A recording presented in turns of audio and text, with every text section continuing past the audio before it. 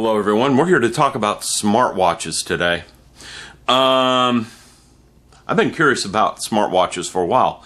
What are they? Are they useful? What's going on? And I'm not really doing a review per se. It's going to be something like a review because I want to show you how they work and what you can do with them. But I wanted to know if a smartwatch is even worth buying. I mean, what's the point? What's the purpose? Why would I get one? I'm looking down because I've got one in my hands right here. Okay? And we're going to talk about that. Now, there's different kinds. You have the Apple Watch, which I know nothing of. I'm going to be honest, I don't. But I'm pretty sure it only works with iPhones. And I'm not a fan of iPhones, so probably not going to get one of those anytime soon. Then you've got the Samsung watches, which only work with Samsung phones. The reason for that is the iPhone uses its own operating system. The Samsung phones, they are using an Android, but Samsung has really changed Android. It's kind of their own version. And their watches are using their own operating system, and they're not using the Android operating system. That may change in the future, but right now they're not.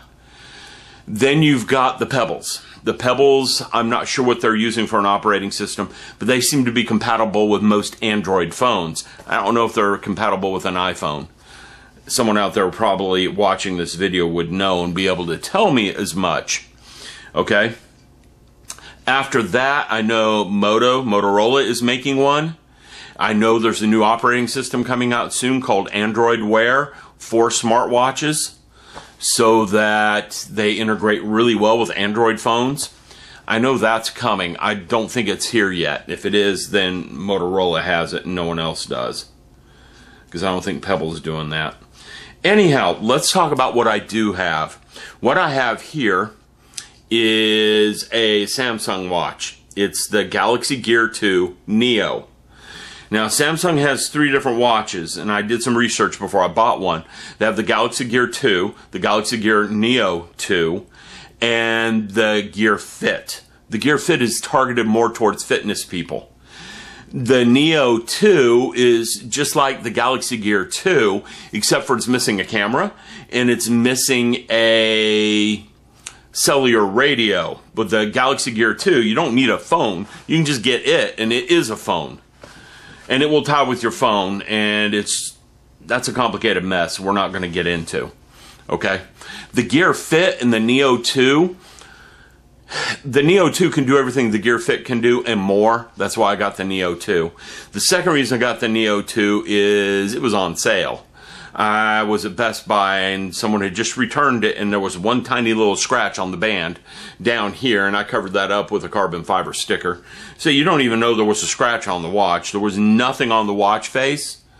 Now, if you see any imperfections or dents on that watch face, I'm trying to cover my face up because the camera is focusing everywhere but on the watch. That's how these modern cameras are with autofocus. That's because there's a screen protector on there, and the screen protector got a little dented. It's a military grade one. It won't scratch, it won't tear, but, well, it dents, so to speak. My cell phone has tempered glass screen protector, and it won't scratch. It'll break first, which is a good thing to me because it'll break before the screen breaks. Now, we're not here to talk about my cell phone. Getting into this, what you have is, again, a smartwatch. So what I'm going to do is change the camera orientation so we can see the phone and the watch at the same time. And I can show you guys a few things and talk about, is it needed, is it necessary? Because there's lots of reviews of these things. You type Galaxy Gear Neo 2 into YouTube, you're going to find 100 reviews. I'm not necessarily trying to do a review. I'm trying to talk about life and if it's useful. So I'm going to stop the camera, I'm going to move it, and we'll start back up. Okay, let me get the phone out of the way because we want to talk about the watch itself. If you flick the watch, it'll come on. That's because they're imitating the wrist motion you make when you wear the watch to turn to look at it, and then the watch comes on its own. Okay. Now it does have an on button right here, which is also the home button. If you got an Android phone, you're kind of used to that button already. Now you go right and left to go across the different apps, and you can change the watch face. It's fully customizable. Let's go ahead and start talking about controls. This is it. You have your battery, you have your volume, and you have your display and Bluetooth. It tells me it's Bluetooth connected to my phone right now. The volume's set to 0. I usually keep it on 0. I don't really have a reason to have the volume higher than 0. Alright? So, let's go back. Now, well, let's turn the brightness back. Now, how do you go back? You go back by swiping down the screen. Notifications. I have missed calls, Gmail. I get the same notifications on my watch I get on my phone. In fact, this is fully customizable. Any notification that comes to the phone can come to the watch. Okay? Any notification. I've only got it set for Gmail, text messages, and the phone right now, because I don't want to be bothered with Facebook on my watch. Okay? Now, controls, oh, we already went over that. Settings, we have the clock. I can change the clock to something else. Okay, this will tell me how many steps I've taken. This gives me a preview of my schedule. That's dual time zone. That's just a clock. I'm going to put it back on the weather clock because Mary likes to do that. Wallpapers, I've got it set to black. If I like my daughter in the background, the wallpaper is now set to my daughter in the background. You can see, but it makes the watch, the clock, really hard to read. So I typically don't use a wallpaper as a background because it's hard to see stuff. So I'm going with back to black. Okay. Notifications, you can turn them on or off here. Display and sound, you can do that in another place. Bluetooth, you can. Blocking, you can shut it off. So if you go to sleep, it shuts down notifications. You can wear this when you're sleeping. We'll get to that in a little bit. And you got a bunch of other stuff in here. Okay? And apps. Now, you got a stopwatch timer. Sleep. Sleep mode monitors your sleep. It's going to tell you if you're sleeping well or not sleeping enough. I took a nap today, so you can see how long I took for my nap. It tells me how I'm motionless. If I come in here, I can get my history. And it tells me how much I'm sleeping every day. Okay? You got it transfers to the phone, so in the health fitness in the phone, it tells me. And this is very similar to one of those fitness bands you can buy that do steps and monitor your sleep and your pulse rate and all that. This does all the same thing as that. Okay? Voice memo, useful. Weather, I'll show you that in a minute. Watch on. If you touch that, that controls your TV. It'll control any make brand of TV that does an infrared, because that's what this little thing up here is, an infrared sensor. Volume up, down, power, menu, mute, channel up and down, and if I push this, we can add device, remove device, all that fun stuff. It's configurable. Magic 8 Ball, we know what that is. Sleep is Android, I'm deleting that. It just kills the battery on the phone. Okay? And S-Voice, that's like talking to your phone. So you can say, hey, you know, call so-and-so, and it will. Calendar, schedule. If I do that, it's going to tell me what my schedule is for today, tomorrow, the next day. It's telling me payments and stuff that are due. Okay? That's what power bill means. The power bill is due today. All right, so just showing you what that is. Logs, media controller, music player. Now let's talk about the music player. Media controller is controlling the media on the phone. So if I push that, that will play MP3s off my phone. Okay? Music player, that's MP3s that are actually on the watch. The watch has 4 gigs of memory, so I can move some of my music files over to the watch, and then I can leave my phone in the locker at the gym and only use the watch. The watch is waterproof. I don't recommend swimming with it. All the reviews I read on it said don't go swimming with it, but it is fairly waterproof, which is kind of nice. Find my device. If I tap that and I brought the phone in place, hit start. Well, it's going to tell me that the watch is looking for my phone. Okay? So you can't find your phone someplace, that will help you. Oh, go back, go back. Okay, I'm going to have to hit the home button because it's being annoying. Okay, heart rate. This has a pulse rate monitor on it. Galleries for any photos I transfer from the phone to the watch. Exercise, we were trying that last night. We did walking. And if I hit this and hit history, that just shows me how many calories I burned and all this other fun stuff if it's not behaving itself today. Because it's probably already transferred it over to the phone, to be honest with you. Oh, that's showing yesterday's. But anyhow, you got the exercise idea. It's the same thing as most sport watches. It's just no GPS on the watch, only GPS on the phone, but it'll coordinate with the phone for that. Okay, contacts, dialer, email. We can make phone calls on this.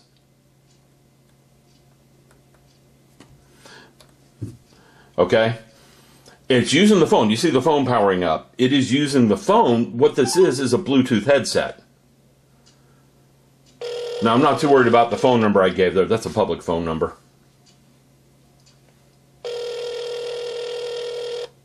And we should get an answer machine instead of a person. There shouldn't be anyone there for another 10, 15, 45 minutes.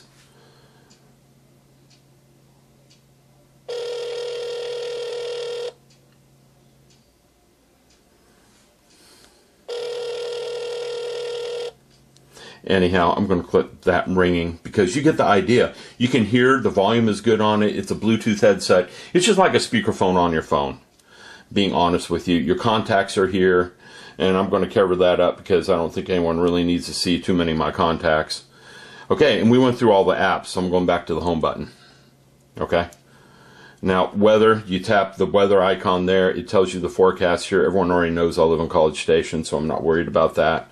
If I swipe it, come on, you. Is it push? Miri can do it. I can't. It gives you the forecast. So I don't really need to access my phone. And that's where I wanted to talk about next. There's a couple of other aspects here. I have my phone set with a security code. Now, you don't see it when I power it up right now. You don't see the security code on my phone when I power it up. The reason being is the watch acts like a key to the phone. As long as the watch is near the phone, I don't have to input the security code. If I walk out of Bluetooth range, the phone locks, and now I have to put the security code in. Okay? I'm going to do this on the fly. I shouldn't, but I'm going to. Nice view of your feet. They are so lovely today. Yeah, I really said that. I'm just changing this so you guys can see me, and we can talk instead of looking at, you know, a blank countertop. And let's zoom that back. Oop, wrong way.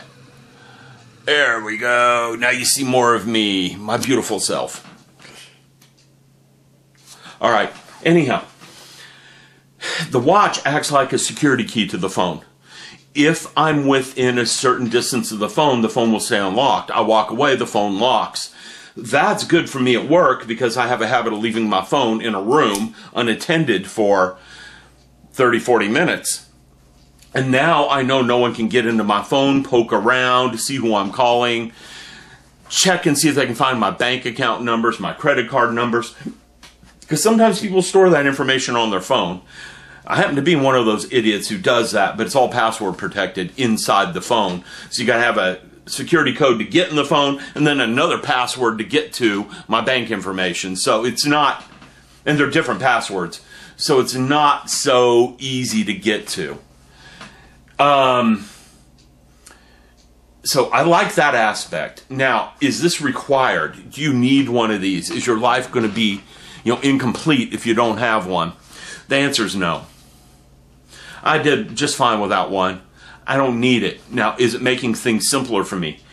In a lot of ways, yes, because I get anywhere from 50 emails a day to 200. And when you're getting so many emails a day, and most of those are work-related, I'm not counting Facebook in here, I'm not counting YouTube in here, and I do get a lot of YouTube emails. I can see them on my wrist. I get a little buzz on my wrist. I look, I see it, and I delete it. Deleting it from the watch doesn't delete it from the phone, doesn't delete it from my email server. It just deletes it from my attention. And then later, all the ones I don't care about I can deal with, like, the promotions. You've got an email from Squadron Hobbies. We have free shipping this weekend. I'm not going to pay any attention to that while I'm teaching a class. I can see it, just ignore it. Okay? But if I get an email saying, you know, my calculator reset, I'm in trouble, help me, I can call someone from the office to get hold of them immediately and get them taken care of. So I can sift through the emails a little bit better and quicker. Okay? I typically now keep the volume off on my phone, and I don't have the volume on the watch. The watch is set to vibrate. So I'm not having alerts or notifications going off constantly around me. So that's probably better for my environment around the house and my family. I'm not playing with the phone as much. The phone tends to sit stationary. I put it in a room and walk off. Before, I'd carry the phone around and, you know, I'd get bored and I'd start checking the email. I'm not doing that as much. I'd start getting on the internet, you know, looking up Scale Model Addict or looking up YouTube videos and that sort of thing. I don't do that as much anymore. I'm interacting with people better. And that's one thing that I'm noticing over the last 10 years is people are starting to spend more time like this instead of talking to other people. Okay? My students, it's been a huge change over the years. 10 years ago, everyone's talking to each other. They get to know each other. I've had a lot of men meet women at my office and get married. That sounds kind of hokey, but it's the truth. Okay? Nowadays, I walk in, there can be 30 people in the room and it's dead silent and everyone's got their phones and they're looking at their phones, talking to their Facebook friends instead of real people, instead of making more friends. So, I think it's probably better that I'm not touching the phone as much.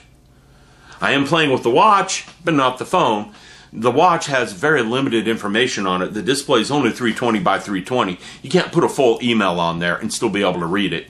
You can't view web pages on there. I can't watch YouTube videos. The resolution is just not good enough. Okay? So, in summary, is it useful? Yes. For certain people.